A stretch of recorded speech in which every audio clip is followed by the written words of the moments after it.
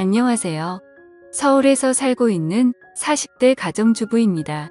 이 이야기를 적을까 말까를 한참 동안 망설였습니다. 하지만 세상에는 이렇게 말도 안 되는 기가 막힌 일들도 있다란 걸 알려드리고 싶더라고요. 저는 주변에서 흔히 볼 수 있을 법한 별 볼 일 없는 평범한 사람이지만 이야기를 시작해보겠습니다. 지금으로부터 20년도 더 되었던 이야기라 조금은 가물가물하지만 최대한 기억을 살려보았습니다. 저는 그 당시에 나름대로 학벌도 괜찮았었고 사업을 하시는 아버지 덕분에 항상 풍족한 삶을 살고 있었을 때였습니다. 그래서 금전적인 문제에는 크게 영향을 받지 않았기에 제가 하고 싶었던 일을 하고 있었죠. 남들이 보면 왜 그런 일을 하냐고 할 수도 있지만 제 직업은 어릴 때부터 꿈꿔왔었던 플로리스트였습니다. 요즘 같은 시대에는 나름대로 많은 사람들이 꽃을 사고는 하지만 20년 전만 하더라도 너무 경쟁력이 없는 직업이었죠. 하지만 저는 어릴 때부터 남들과는 유별나게 달리 꽃을 너무 사랑했었습니다. 그리고 단순히 꽃을 파는 사람이 되고 싶었던 게 아니었어요.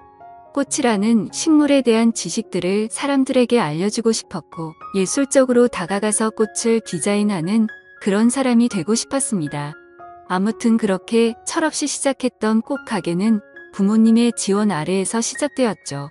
하지만 어느 정도 잘 되기는 어렵단 걸 알았지만 생각보다 더 처참했었네요. 장사도 잘 되지 않자 자꾸만 부모님께 손을 벌리게 되자 마음이 많이 지쳐갔습니다. 그러던 어느 날이었습니다. 왠지 꽃집에는 어울리지 않을 법한 건장한 남자분께서 들어오셨죠. 저는 반가운 마음에 환하게 웃으면서 어떤 꽃을 찾으세요? 라고 물어봤습니다. 그러자 그 남자분은 쭉 뼈떼시더니 손가락으로 빨강색 튤립을 가리키더라고요. 빨강색 튤립의 꽃말은 영원한 사랑을 고백하는 뜻이 담겨져 있었기에 요즘 같은 세상에 이렇게 로맨틱한 남자가 다 있구나 싶었었죠. 그렇게 그 남자분을 보내면서 예쁜 사랑하시길 바랄게요 라고 말했습니다. 그 남자분은 엄청 당황해하며 인사를 하고는 재빨리 나가버렸었죠. 그런데 다음 날에도 그 손님은 어김없이 찾아오더군요. 그리고 그 다음 날도 또 그 다음 날도 찾아왔습니다. 하루도 빠짐없이 매일같이 찾아와서 솔직히 뭔가 이상하다 싶었고 별의별 생각이 다 들더군요. 하지만 내성적인 성격이라 말을 걸면 불편해하는 듯해서 괜히 참견하는 건 주제 넘는다 생각했었고 항상 자주 찾아와 주셔서 고마울 따름이었죠. 그렇게 그 남자분이 오신 지도 열흘 정도가 다 되어가던 날 사고가 터지고 말았습니다. 여자 혼자서 영업하던 가게라서 항상 위험에 노출되어 있었지만 그때는 철이 없어서인지 겁도 없이 그런 걱정은 딱히 하지 않았죠. 처음 보는 남자가 들어오더니 갑자기 돌변하더니 당장 돈을 다 꺼내라고 협박을 한 거였죠. 살면서 처음 마주하는 강도였습니다. 저는 순간적으로 너무 무서워서 펑펑 울어버리면서 강도가 시키는 대로 돈을 다 꺼내서 전해줬습니다. 그렇게 뒤돌아서서 나가는가 싶었는데 갑자기 문 쪽으로 다가가더니 문을 잠궈버리더군요. 순간적으로 나 정말 큰일 났다 싶었고 제발 살려주세요 라고 소리를 질러댔습니다. 하지만 강도놈은 비열하게 웃으면서 제게 다가오고 있었고 저는 벌벌 떨고 있었습니다. 그런데 그때 때마침 유리창이 와장창 깨지는 소리가 들렸습니다. 저는 무슨 일인가 궁금했지만 무서운 나머지 차마 고개를 들 수가 없었습니다. 소리를 들어보면 누군가가 유리창을 깨고 들어와서 강도와 몸싸움을 벌여가면서 욕을 해대더라고요. 그렇게 몇 분이 흘렀던 것 같습니다. 펑펑 울고 있는데 주변의 소리가 조용해지더니 저에게 놀라서 덜덜 떨리는 목소리로 물었습니다. 괜찮아요? 어디 다친 곳 없어요? 저는 익숙한 그 목소리에 천천히 고개를 들었습니다. 얼굴을 보는데 저희 가게에 자주 오던 바로 그 남자분이었죠. 하지만 고마운 것도 고마운 거지만 상태가 심각해 보였습니다. 얼굴은 퉁퉁 부어서 엉망진창이었고 옷에 피가 계속해서 나오고 있더라고요. 저는 깜짝 놀래서 곧장 구급차를 불렀고 응급수술을 해서 큰 위기는 모면하게 되었습니다. 수술이 끝나고 한참이 지난 뒤에 그 남자분은 눈을 떴습니다. 그러면서 하는 첫마디가 황당했었죠. 응급수술까지 할 정도로 크게 다친 사람이 저를 보자마자 어디 다친 데 없냐고 하더군요. 그 말에 저는 누가 누굴 걱정해야 하는지 모르겠다며 저도 모르게 또 눈물이 났죠. 그러자 남자분은 제 어깨를 토닥여주면서 울지 말라고 하더라고요. 그런 모습을 보고 온기를 느끼자 전에는 못 느꼈던 감정들이 생겨났고 심장이 정신없이 뛰기 시작했습니다. 하지만 이 남자분은 여자친구가 있는 사람인데 이건 아니다 싶었고 저는 얼른 몸을 떼어내면서 말했습니다. 아무리 그래도 그렇지 여자친구도 있는 분이 이러시면 어떡하냐고 했죠. 그러자 남자분은 황당하다는 듯이 제가 여자친구가 있다고요? 라고 되묻더군요.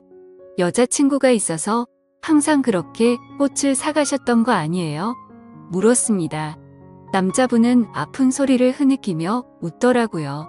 혹시 주변에서 눈치 없다는 소리 안 하시나 봐요? 라고 하더라고요. 알고 보니 그 남자분은 우연히 저희 꽃집 앞으로 지나가게 되었고 저를 처음 보는 순간 사랑에 빠졌다더군요. 그래서 눈앞에 아른거려서 며칠을 지켜보다가 용기를 내서 가게로 들어왔던 거죠. 그럼 저에게 고백하려고 튤립도 샀던 거냐고 물었습니다. 그러자 남자분은 꽃은 살면서 처음 사봤고 꽃에 꽃말이란 게 있다는 것도 처음 알게 된 거라고 하더라고요. 그러면서 마침 골랐던 꽃이 사랑의 고백이라니 너무 신기했다고 하더군요. 그렇게 저와 그 남자분은 자연스럽게 서로의 마음을 알게 되었고 저희는 평생 동안 기다려오던 상대를 만난 듯이 나날이 사랑이 깊어졌습니다. 퇴원을 할 때까지는 제가 항상 병원에 가서 알콩달콩 사랑을 키워나갔고 퇴원을 하고부터는 일이 끝나면 항상 저희 가게로 와서 사랑을 키워나갔었죠. 그러다가 남자분은 조심스럽게 제게 말을 꺼냈습니다. 사실 우리가 아무런 조건도 따지지 않고 사랑에 빠져버렸지만 자신은 남들이 보기에는 별 볼 일 없는 직업을 가졌다고 말하더군요. 저는 솔직히 그런 건 전혀 상관없었기에 상관없다고 말하며 무슨 일을 하는데요? 라고 물었습니다. 그러자 건설업을 공부하고는 있는데 지금은 그런 꿈을 키워가면서 일용직으로 노가다를 한다고 하더라고요.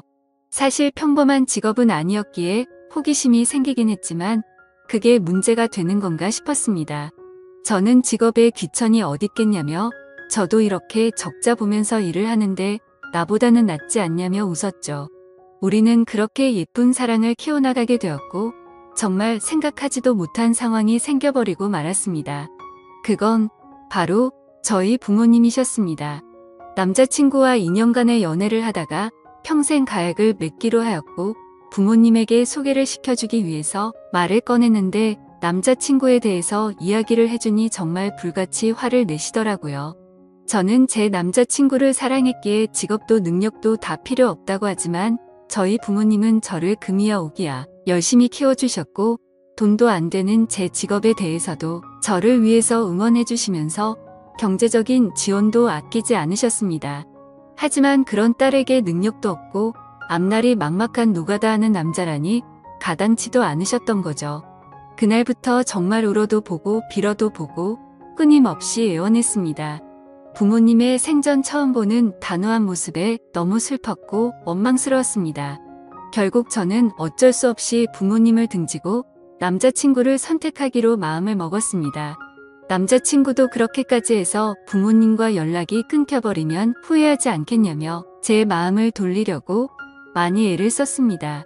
하지만 저희가 상황이 나아지고 아이도 낳아서 예쁘게 사는 모습을 보면 용서를 해주실 거라 생각했고 또 그렇게 하자고 오히려 제가 남편을 설득하게 되었습니다. 오랜 상의 끝에 남자친구는 얼른 빨리 성공해서 행복하게 해주겠다고 말했고 저희는 결혼식은 생략한 채로 혼인 신고를 하게 되었습니다. 처음에는 부부가 되어서 너무 행복했습니다. 매일 같이 붙어 있을 수 있어서 좋았고 떨어지지 않아도 되어서 좋았죠.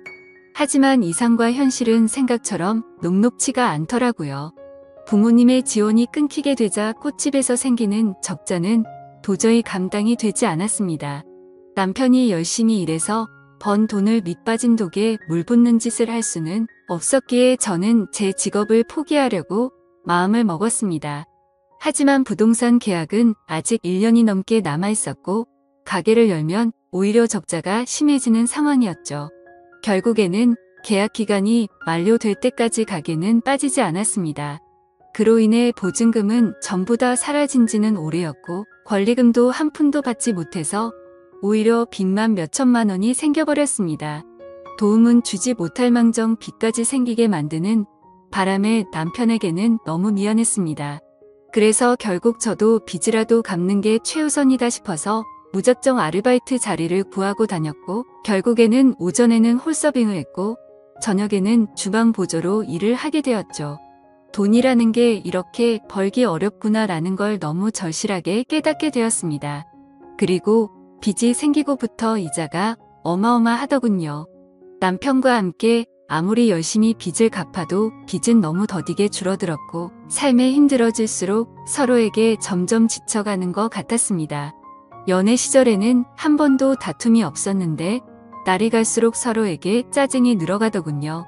아무튼 그렇게 악순환이 반복되던 어느 날 저희 부부에게는 더 큰 문제가 생기고 말았습니다.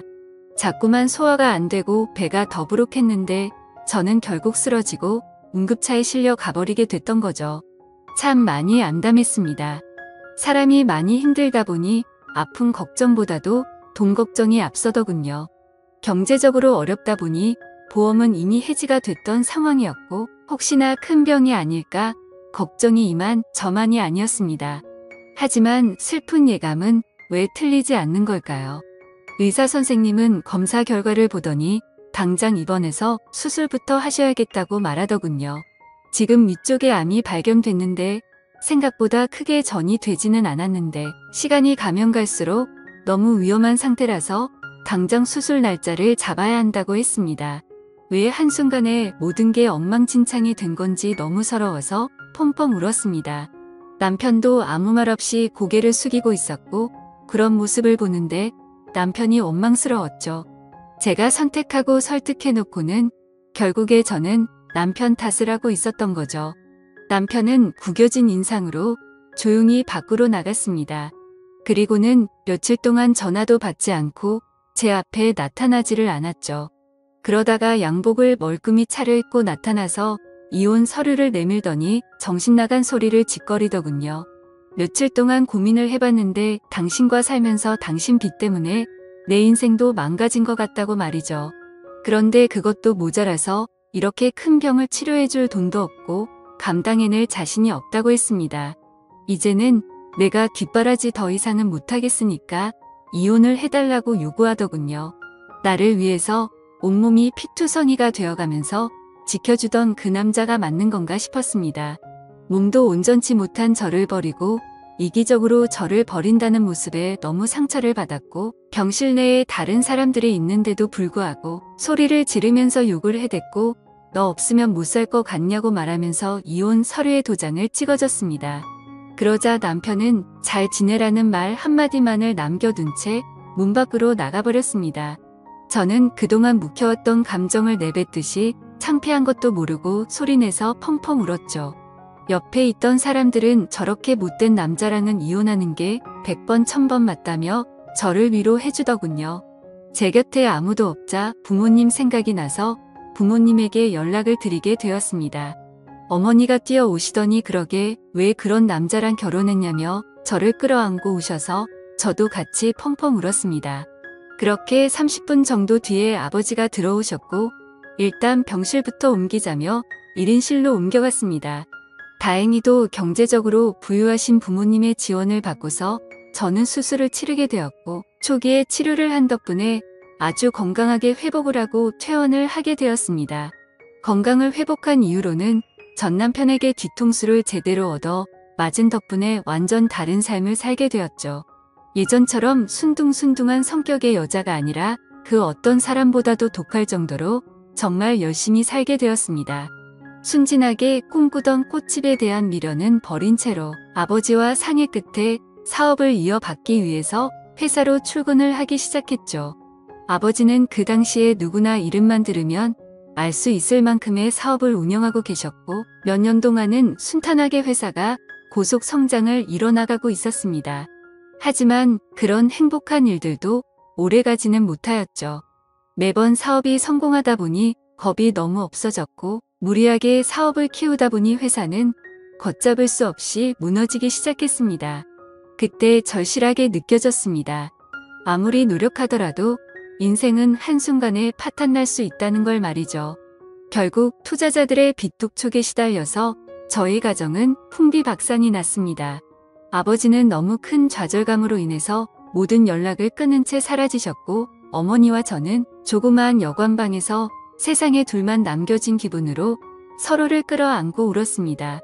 인생에 대한 허무함에 모든 걸 다 포기하고 싶었지만 도저히 그럴 수는 없었습니다. 어머니와 저는 서로의 버팀목이 되어주면서 이대로 굶어 죽을 수는 없었기에 알바를 시작했습니다. 정말 최선을 다해서 열심히 살았던 것 같아요. 몇 년 동안을 단 하루도 쉬지 않고 일을 하게 됐고 모든 빚들을 다 청산하게 되었죠. 하지만 정말 너무 허무하게도 빚을 다 갚고 나서 몇 달이 지난 뒤 몇 년간 너무 무리를 하셨는지 제 어머니는 갑자기 일을 하던 중에 쓰러지게 되셨고 최선을 다해서 소생시켜보려고 했지만 결국에는 저를 혼자 두고서 세상을 떠나게 되셨습니다. 제 인생은 왜 이렇게 악몽 같은지 정말 너무 슬펐고 화가 났습니다. 결국 혼자서 어머니의 곁을 지키면서 장례식을 치르게 되었고 무책임하고 이기적인 아버지는 그 소식도 알 수 없었기에 끝내 나타나지를 않으셨죠. 앞으로 세상을 어떻게 살아야 하는 건지 막막했습니다. 너무 좌절스럽고 힘들었지만 통장에는 1억이라는 돈이 있었습니다. 제 어머니의 생명보험금이 나왔던 거였죠.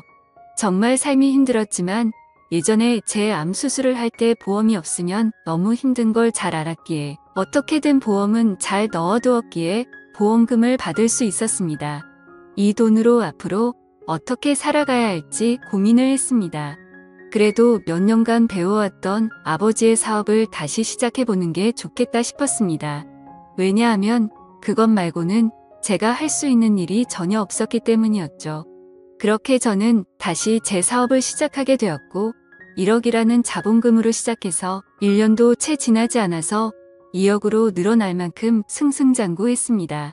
하지만 사업이라는 게 정말 녹록치가 않다라는 걸 뼈저리게 또다시 느꼈습니다. 사업은 승승장구하고 있었지만 거래하던 업체에서 물건 값을 지급받고는 잠적을 했던 거였죠. 내 인생은 어쩜 이렇게도 구질구질한 걸까 싶었습니다. 경찰에 신고를 하고 몇 달이 지나도록 사건에는 진전이 없었죠. 이미 저희 회사 말고도 여러 군데 회사에 같은 수법으로 사기를 쳤고 작정을 하고 해외로 도망친 상황이라 쉽게 해결되긴 어려울 것 같다더군요. 정말 매일같이 울면서 겨우 잠이 들 정도로 마음고생이 심했습니다. 하지만 그런 마음고생이 중요한 게 아니었죠. 시간이 가면 갈수록 당장 직원들의 급여부터 시작해서 은행의 이자 빚까지 모든 게 또 밀려가고 있었고 금세 신용불량이 되어버리더군요. 아무리 사정을 말해봤자 그런 건 전혀 소용이 없었습니다. 돌아오는 냉혹한 대답이 제 가슴을 미어터지게 만들 뿐이더라고요. 또다시 이렇게 인생이 바닥으로 내려앉는 건가 싶었고 어머니의 목숨값으로 시작한 제 모든 걸 걸었던 사업이었는데 너무나도 절망적이었습니다. 그런데 사람이 죽으라는 법은 없다는 듯 희소식이 왔습니다. 저희 회사에 투자를 자처하는 사람이 있다며 거래처 사장님이 연락이 온 거였죠. 사실 처음에는 갑자기 투자를 한다기에 반신반의했습니다. 그때 당시에는 제대로 사기를 당했던지라 그 누구도 믿을 수가 없었던 상황이었기 때문이죠. 하지만 당장 직원들의 급여도 밀린 상황에 찬밥 더운 밥 가릴 노릇이 아니더라고요. 저는 전화기에 대고서 감사하다는 인사를 몇 번을 외치고서 사업 설명을 위해서 날짜를 잡게 되었습니다. 무조건 투자를 받아야 했기에 한치의 지적도 나오지 않게끔 최선을 다해서 자료를 준비하였고 일주일이 지난 뒤 약속 시간보다 조금 일찍 투자자의 회사로 찾아갔습니다. 회사 직원의 안내에 따라 혼자서 회의실에 들어가게 됐고 물이 놓인 자리들에 준비해둔 자료들을 놓아두고서 떨리는 가슴으로 기다리고 있었습니다. 그렇게 몇 분이 지나자 여러 사람이 들어올 줄 알았는데 익숙한 얼굴의 한 남자가 들어오더군요. 그건 바로 11년 전 제게 씻을 수 없는 상처를 주고 이혼을 했었던 바로 그 남자, 전 남편이었습니다.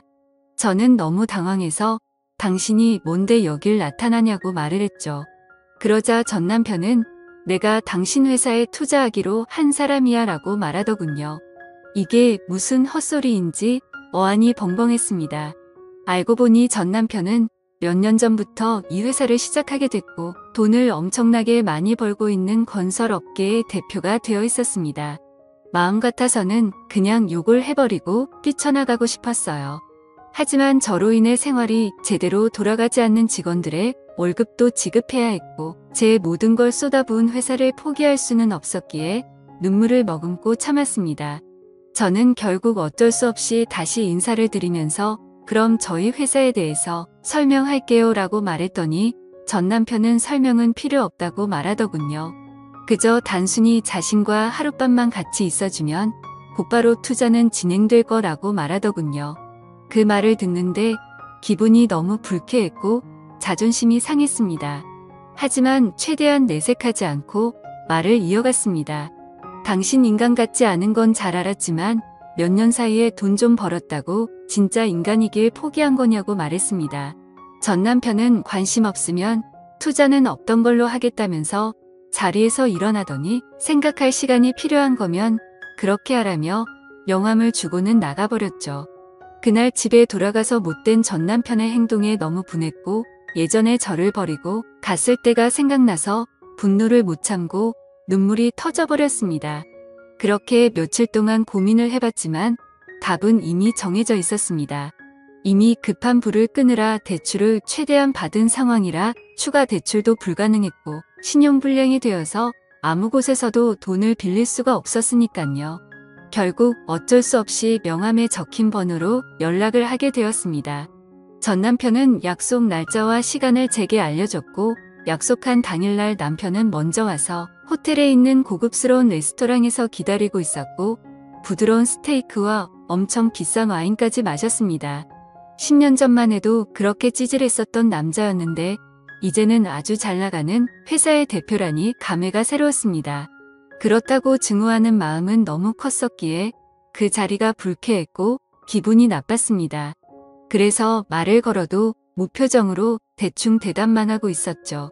아무튼 그렇게 불쾌한 식사 시간이 끝나고 나서 미리 잡아둔 방으로 같이 향했습니다.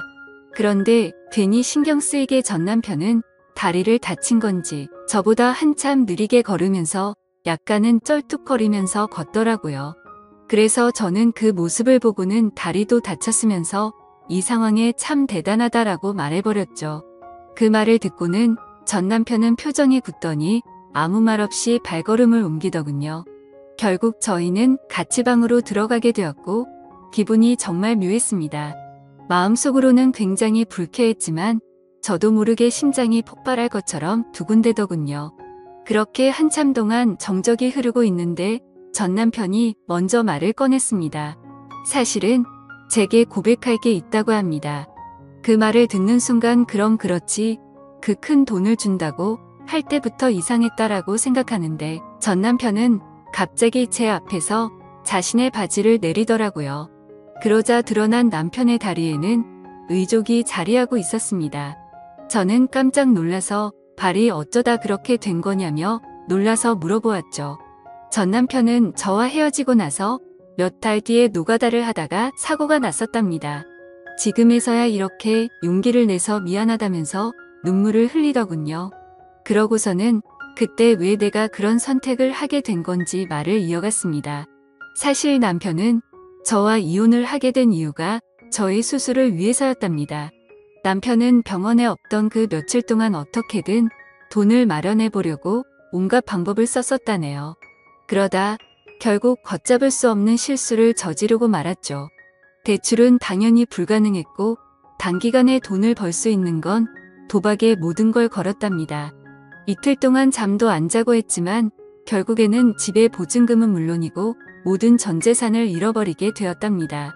너무 절망스러워서 살고 싶은 생각이 없었지만 아픈 저를 두고서 무책임하게 그렇게 할 수는 없었기에 모든 자존심을 버려두고 저희 아버지 회사로 찾아가서 무릎을 꿇고 빌었답니다. 하지만 아버지의 반응은 너무 단호했고 그 모습을 보고는 자신이 제 곁을 떠날 테니 제발 살려달라고 했었던 거죠. 그렇게 남편은 제 정을 떼어내고 떠나려고 무심한 척 이혼을 요구했었고 그날부터 단 하루도 제 생각을 하지 않은 날이 없었다고 말했습니다. 그저 자신의 머릿속에는 얼른 빨리 건설업으로 성공을 해서 저희 부모님께 당당한 남자가 되어서 돌아오려는 생각만 하면서 살았다네요. 그런 나머지 너무 무리하게 일을 하게 되었고 피곤한 나머지 잠깐 졸았는데 그 찰나의 실수로 인해 공사 중이던 아파트에서 추락을 하면서 한쪽 다리는 돌이킬 수 없는 부상을 입고서 결국 절단을 하게 된 거였습니다. 그래서 그런 꼴로는 도저히 제 곁으로 다가올 용기가 나지 않았고 오히려 제 소식을 멀리하고 정신 나간 사람처럼 오로지 일에만 전념했었다고 합니다. 결국에 전 남편은 건설업계에 반드시 필요한 아이템으로 큰 성공을 하게 되었고 그때부터는 제 소식도 알아보고 어떻게 살았는지 알게 되었다고 하더군요. 저에게 당신이 여유 많은 부모님과 함께 살면 행복하게 살고 있을 줄만 알았다며 눈물을 흘리면서 덜덜 떨면서 말했습니다.